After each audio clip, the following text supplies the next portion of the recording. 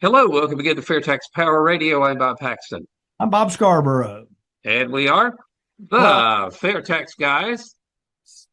And you've got the scrolling banner, and we've got the Fat Albert here. And I don't think we mentioned this last week. We need to promote the fact that we will be doing our live FAIRtax Power Radio show from the radio station up there in Winston-Salem on Sunday morning, October 19th at yeah, 8 a.m. And if you don't live in the Winston-Salem area and can't get the over-the-air signal, WTOB 980.com. You can stream that from anywhere in the world, and we will have a number that will work from anywhere in the world if you'd like to call it and talk to us on that day. Of course, again, that will also be videotaped, and we will put that on in our regular video podcast a bit later. But live on WTOB October 19th, and that's going to be fun. And I can get my annual fill of Mr. Barbecue and Cheerwine. that's right. That's right. Didn't you get some Eastern North Carolina barbecue delivered to you down there in Ocala, Florida? I did. I found a place where you can order it online. I mean, this is not a commercial. We're not getting paid for it, but there's a place called Parker's Barbecue.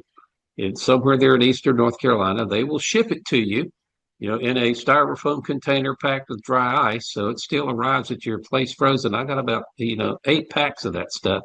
And it's it's really good. You get the North Carolina barbecue and the cheerwine, and you just can't lose.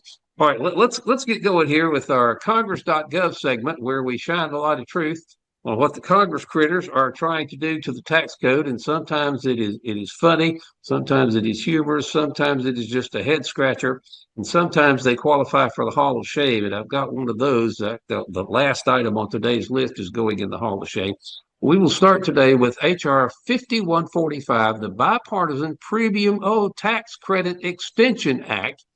Jennifer Kaggans is the sponsor from Virginia District 2.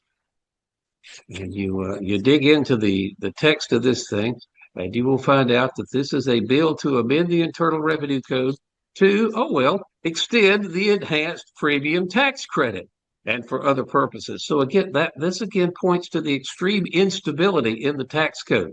The premium tax credit that this bill references obviously is going to expire at some point, and this bill is trying to extend it. So you get provisions that last for a little while, and then they go away, and then they come back, and then they want to change them. The tax code is constantly changing. It is shifting sand of the highest degree, and it needs to be replaced with something nice, firm and stable like the fair tax. Absolutely. Without a doubt. Needs to happen right away. Let's do it forthwith. Indeed. Okay, let's scoot on down to this next one. I love the title of this one. This is called the You Earned It, You Keep It Act. S2716 from Senator Gallego of Arizona. So you earned it, you keep it. What a novel concept, especially for the government to be thinking that way. But you get into the text of this bill, and it says this is a bill to amend the Internal Revenue Code to, would you believe, repeal the inclusion in gross income of Social Security benefits and for other purposes. Finally, a nice, straightforward, no tax on Social Security, what the president was promising in the campaign trail. And this one actually comes out and says, all right, let's pass this bill so there will be no tax on Social Security because Social Security benefits don't count towards your gross income. Right. What's really cool about that? This sponsor, Senator Gallego, is a Democrat, so it's nice to see a little bit of bipartisan effort there, which is kind of nice. Mercy. So there you go. You earned it, you keep it act. So we need to get him on board with the fair tax because that's exactly what happens with a fair tax. Gets rid of the income tax, gets rid of withholding. So anything you earn, you keep. You just bring it home, all of it. This is S2712 moving on. This is Dick Durbin from Illinois. The America's Clean Future Fund Act. Clean Future Fund Act. So you get in here and you see that Senator Durbin wants to amend the Internal Revenue Code to, establish a carbon fee to reduce greenhouse gas emissions and for other purposes. There we go, using the tax code for, political agenda pushing. That happens all the time. It shouldn't, but it does. True. All right, let's keep going here. This is This is the SAFES Act, S-A-F-E, the SAFES Act. This is from the House side, H.R. 5099, Representative Williams from Georgia District 5. And H.R. 5099 wants to amend the Internal Revenue Code. Let's see here, to provide look at this, another tax credit. This is another refundable tax credit for buying certain gun safes. Now, if you have a firearm in your house, having a safe is a really good idea to keep your kids' fingers off your trigger. But, you have to have the tax code that you're going to get a tax credit, a refundable tax credit for having a gun safe, which is something you really ought to do anyway, and you shouldn't need the tax code to try that for you. But oh well, that's what happens. Patience. All right, last one. This is the one that's going in the Hall of Shame. This is the HR 5019, the CEO Accountability and Responsibility Act. From Representative, I hope I pronounced this correct, Desaunier, D-E-S-A-U-I. Of course, that's written awfully small, and I can't hardly read it against my screen. Anyway, this is California District 10, H.R. 5019, the CEO Accountability and Responsibility Act. And before I open up the text and read it to you, I bet you can pretty well guess exactly what this is going to do. But this says this is a bill to amend the Internal Revenue Code to adjust the rate of income tax of a publicly traded corporation based on the ratio of compensation of the corporation's highest paid employee, which is going to be their CEO. You compare the CEO's pay to the median compensation of all the corporate employees, and if depending on what that ratio looks like, what that difference looks like, we will make you pay more tax if that is a wide ratio. I'm sure is what's going on here, and for other purposes. But they want to adjust an income tax rate based on the difference between the CEO's pay and the median compensation for all the other employees. Now, you talk about meddling in a place where the government really shouldn't be meddling at all, and using the tax code to do it. HOS, that's going straight into the Hall of Shame, and we'll be looking at that at the end of the year for sure. That is crazy. That is, but that's the kind of stuff we get when we have an income tax. And that is probably one of the really big reasons we need to yank all of this stuff out by the roots, get rid of the entire Internal Revenue Code, get rid of the income tax, put the Internal Revenue Service out of business, and replace all of that with the fair tax, a simple, fair retail consumption tax you pay at the cash register anonymously when you buy things, end of story. So there we go. That's awesome. That is our Congress.gov segment for the week. And it's just, that's the kind of stuff we were talking about. Some things you laugh at and some things you just drive you nuts for what the Congress critters are trying to do to the tax code. And we just need to say, get rid of it all and replace it with the income tax. Okay, replace the income tax with the fair tax. Okay, so let's move on here and continue our little two-part series that we started last week on the fair tax has something for everybody. Now, last week we looked at how there's something to like in the fair tax for people of all different political ideologies. This week, let's break this down by demographic groups. Okay. Yeah. But first, right out of the box, though, we really need to stress the point that the fair tax always has been and will always continue to be an apolitical issue. Your political ideology should not, really have anything to do with whether you like the fair tax, because there's a lot in here for everybody to like. And, while there are things that both left and right should like and support, the fair tax was not designed to, never has, never will be designed to advance or hinder anybody's political ideology. It's got one goal only. That is simply to raise the same amount of money for the government as the income tax does, but do it in the fairest, simplest, most efficient, most transparent, least economically harmful manner possible. That is it. That is the goal that the design team was given, and that is all that the fair tax is about. It's not about political ideology helping or hindering either side. And to that point, there's nothing in the fair tax about spending priorities, which is certainly a goal of some of whether you're Republican or Democrat or independent. It's strictly about raising the revenue the government needs to operate. It's X amount of dollars. This is what the fair tax is designed to raise. The same discussion and debate over how much to spend and what to spend it on will continue as we expect it to under the income tax. It's not about shrinking or expanding the size and scope of government. That debate will go on as before. The fair tax is about raising revenue, period. End of story. Indeed. So before we start breaking the fair tax down by different demographic groups, let's begin with just some basic fundamentals here that should appeal to everybody, regardless of age, occupation, socioeconomic status, political beliefs, none of that.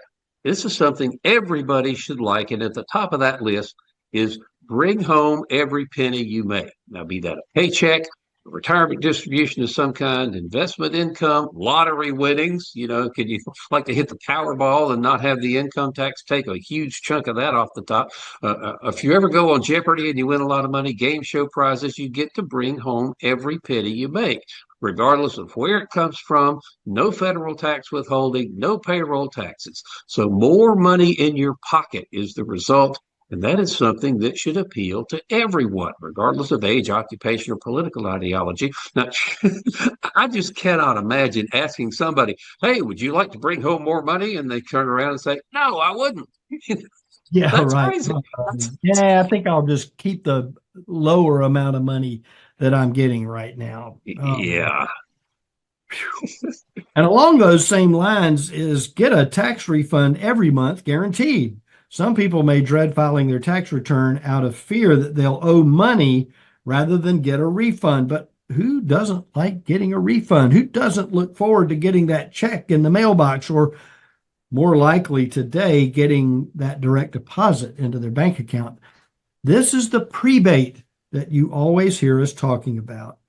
As we've mentioned numerous times on the program, you do not owe any fair tax on your spending up to the poverty level, depending on your family size. Since the fair tax is included in the retail price of all new goods and services, it is inevitable that tax will be collected from you at the cash register that you do not owe. Consequently, it is equally inevitable that you will qualify for a refund as long as you're a legal resident of the United States. So a bigger paycheck plus a tax refund every month adds up to significantly more money in your pocket with the fair tax.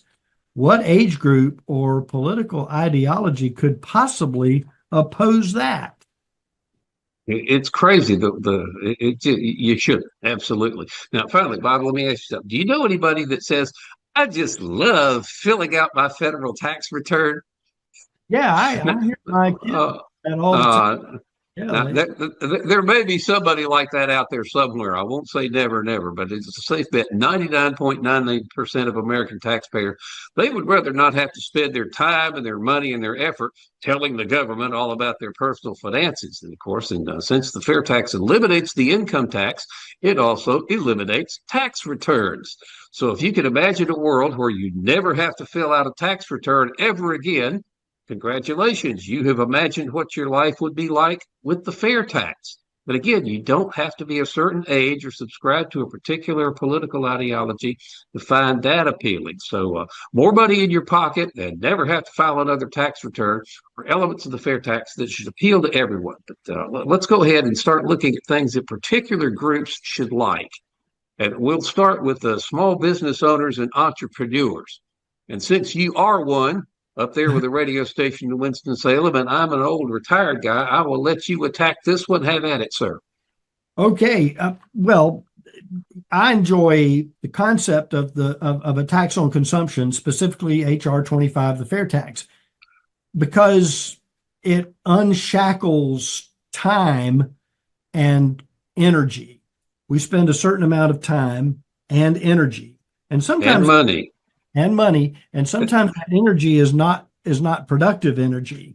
But if you think about it for a minute, those of you who own a business or thinking about starting one, or who are a larger corporation who has a department that handles this thought process for you, imagine what it would be like if that energy and that time could be spent in another direction. the FAIRtax like innovation or creativity coming up with a new way to serve your customers. The FAIRtax eliminates the corporate income tax. The elimination of the corporate income tax is key to innovation and development of the business. The personal income tax goes away too. Not having to file income tax returns or deal with the Internal Revenue Service frees up a significant amount of both time and money that you that own a business can put back into the business, and in some cases make it easier for you to compete on a different level. You as a small businessman might all of a sudden say, hey, you know what? If I didn't have to do this, I could actually step up in my service to my customers and create new opportunities to benefit my community. Okay, so I no longer have to pay income tax. I keep what I earn. I no longer have to match my employees' contributions to Social Security and Medicare. Lowers my labor costs. I no longer have to hire professional help to be sure I'm doing my taxes correctly. I don't pay on my business or business-to-business purchases. In other words, when I go out and buy equipment, or if I go out and buy supplies, consumables, office supplies, etc., I don't have to pay taxes there. All this makes more money available to invest in new equipment and technology. I can offer more competitive salary and benefit packages to attract and retain the high-quality employees I need to make my business successful. And think about this from an employee standpoint. You get that instant raise, and the fact that your payroll tax is not existent in your paycheck anymore. My accounting and payroll are significantly simpler and take less of my time. Time I used to spend on tax-related matters can be redirected into growing the business, innovating, the creativity that's involved there, brain power, etc. Individuals who are self-employed no longer have to pay self-employment tax or submit estimated taxes to the Internal Revenue Service on a quarterly basis. Just one more time-consuming event that takes place in businesses. The FAIRtax would be the best thing that ever happened to small business owners and entrepreneurs. I can't imagine any small businessman preferring the income tax and the Internal Revenue Service. And I've said this before, we've talked about it on the program. Our age group hasn't experienced a time when the United States did not have an income tax. It was that way at one point. We've lived through nothing but an income tax as a way to fund the Treasury.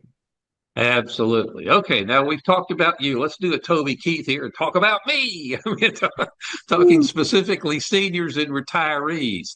Why seniors and retirees should support the FAIRtax. And the first item up for bids under this category here is we need to put our Mythbusters hats back on and bust the myth some dishonest FAIRtax critics are putting out there, saying that the FAIRtax amounts to double taxation of retirement savings. So, I'll try to go through this rather quickly.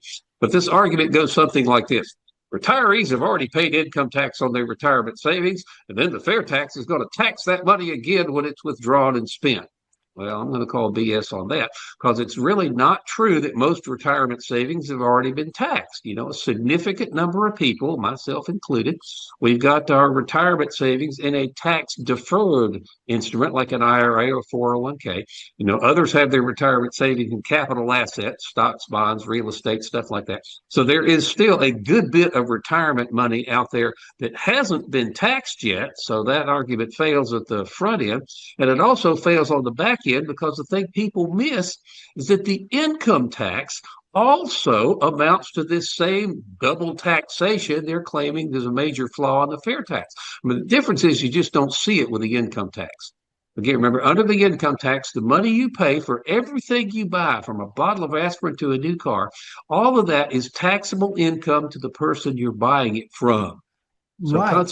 So consequently, a portion of every dollar you spend today ends up at the IRS as the seller's income tax. So again, you don't see it, but economists estimate today's retail prices are inflated by 15 to 25% by all of the hidden tax costs that are being passed on to us, the consumer. So the fair tax eliminates those embedded tax costs. So the bottom line here is you're going to pay tax one way or the other when you buy things. You have a choice, though. It can either be unknown, invisible income tax costs embedded in the prices you pay that you don't see and don't see on your receipt, or you can pay an upfront visible tax that you will see on your receipt. So this double taxation argument just falls apart when you look at it. Without a doubt, without a doubt, it's just amazing. There are some other elements of the fair tax that seniors and retirees should find appealing. First, retirees are more likely to be concerned with estate planning than younger people. When you stop making that money, when you stop getting the check in, you have to look at things a little differently. The fair tax simplifies estate planning. With a fair tax, there are no gift and estate taxes. Retirees can pass their wealth on to their heirs without the need for complicated and expensive trusts or other tax shelters to hide their money from the tax man. Probate is still something to consider in estate planning, but we're not accountants, and so we can't speak to that, or estate planners either, for that matter. I just know how to save money. Okay. Seniors and retirees are more likely to have accumulated capital assets over their lives. Many have lived in the same house for decades. You bought the house for $5,000. It's worth $375,000 now. Today, if they need to sell the house in order to downsize or relocate, there would be a huge capital gains tax bill due. The fair tax eliminates capital gains taxes. Listen, if you're still... And I know some people who are living in their parents' house. The house is still in the quote unquote family. Can you imagine if you parents bought or built a house back in the 50s? Get what that might be today, $600,000 worth of house on the land and everything. Yeah. The huge tax bill due on capital gains would break you almost. Fair tax eliminates capital gains. Seniors will have much more flexibility to downsize, relocate, or just cash out assets without a huge tax penalty with the fair tax. I'll say that again, seniors. Seniors will have much more flexibility to downsize, relocate, or just cash out assets without a huge tax penalty with the fair tax. And a huge concern for seniors and retirees, too, is the financial stability of Social Security and Medicare. Both of these programs are going broke under the income tax as they are funded by a rather small and unstable tax base, and fewer people are contributing per person to an individual that is retired as far as the Medicare and Social Security are concerned. The fair tax expands the tax base for these vital programs from just people working for a paycheck to everyone who buys something. Again, fair tax expands the tax base for these vital programs from just people working for a paycheck to everyone who buys something. The fair tax would ensure the future solvency of these programs that seniors depend on without the need for drastic cuts in benefits or going completely insolvent, which is a distinct possibility. But I don't know that would happen. I hope not, because I tell you what, I want to keep getting mine for sure, and I'm sure that when you get there, you will as well. But one more little group to look at here before we wrap up the program today, that's young people.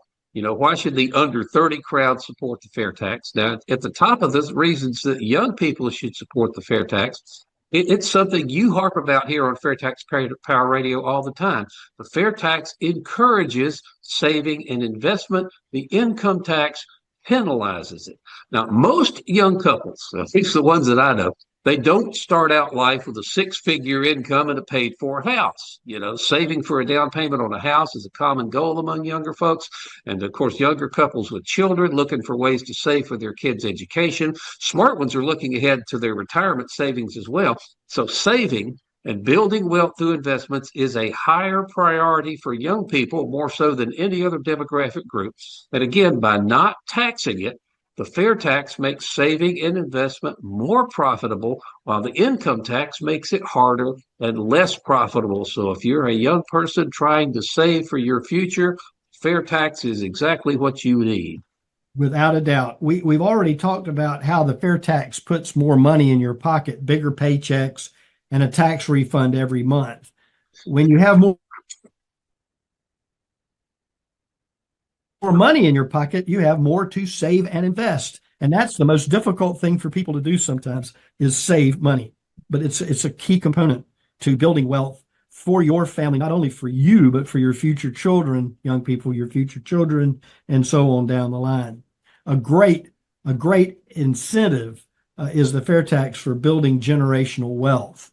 We've talked on this program about how the fair tax will stimulate economic growth by making the United States of America the friendliest place on the planet to do business. Young people looking to save and build wealth can't do that if they're not employed. The fair tax will be the greatest jobs bill ever passed by Congress. When the U.S. is the tax haven of the world, not only will American jobs that were shipped overseas come rushing back, major international corporations relocating to the United States will bring millions of new jobs with them. Young people looking to ensure that they will have a stable, good-paying job should be supporting the fair tax and encouraging others to do so. Absolutely. And one other thing, when you're trying to save as much as you can, the other side of that coin, you're looking to spend as little as possible. And again, with the income tax, Uncle Sam, he's going to take his cut right off the top of your paycheck every pay period. There's nothing you can do about it. But with the fair tax, young people looking to control their spending, and make more of their income available for savings, they have unprecedented control over how much tax they pay and when they pay it. They can choose to buy used items and avoid the fair tax altogether. And I mean, you're right on here. The fair tax gives young people their best chance to save and build wealth. They should be supporting it in droves, as should business owners, as should retirees, as should everybody else in between. We need to get rid of the income tax, replace it with a fair tax. The economy takes off and everybody benefits. Amen. Amen. Now, all right. And how much time do we have? Very, very little. So we'll mention one more time that episode number 500 of FAIRtax Power Radio is coming up in early December. I'm still trying to line up Steve Hayes and Jade Wiley. We're going to have a special program for that particular event. Hopefully we can see you there, but until we meet again, we're going to have to wrap this up. So as I say, until we meet again, same time, same channel next week, I'm Bob Paxton. I'm Bob Scarborough. We are the FAIRtax Guys, reminding you the fair tax is the only truly fair tax, and once you understand it, you'll demand it. So tell me, how could I pay less taxes? Less? Yeah, I'm trying to get ahead, so how can I pay less? Well, I suppose you could pay less taxes by earning less money, or you could give to charity. How is that going to help? Actually, I'm not supposed to tell you this, but if you know the right people, okay, or if you have a really good lawyer, you can usually get around the big ones. If I may, under the fair tax, to pay less taxes, you would simply consume less. You would control how much you pay and when you pay your taxes simply by choosing what you purchase and when you purchase something. So I could stay focused and get ahead. Exactly.